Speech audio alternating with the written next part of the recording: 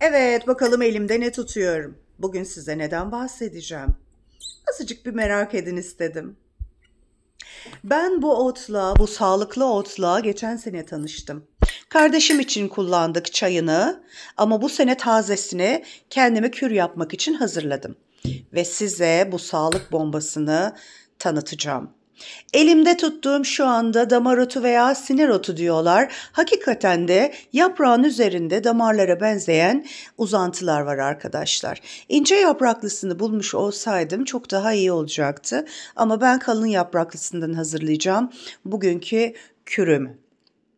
Evet, şimdi güzelce yıkadım, karbonatlı suda beklettim. Sonra bıçak yardımıyla ince ince kıydım ve bunu mikserleyeceğim.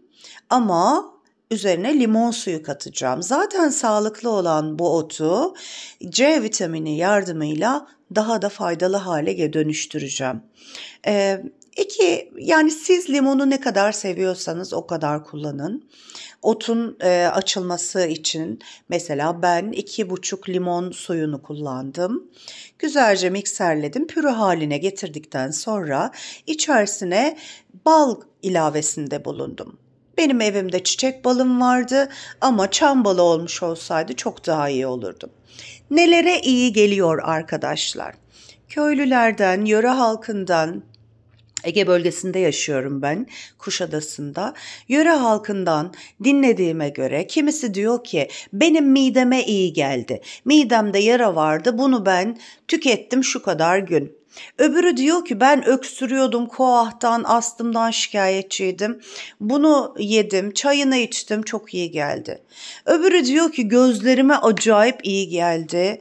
Gözlerimin görmesi yükseldi.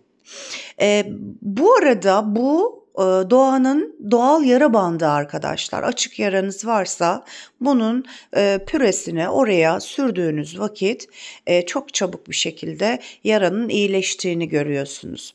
Sonra diş etlerinizde problem varsa çekilmesi gibi bu otu ezerek elinizde avucunuzda böyle ezerek parmaklarınızın arasında güzelce diş etlerinize sürdüğünüzde buna da iyi geldiği söyleniyor. Evet, ben hazırladım bunu, aç karnına sabahları birer kaşık olarak tüketeceğim. Şifa olsun.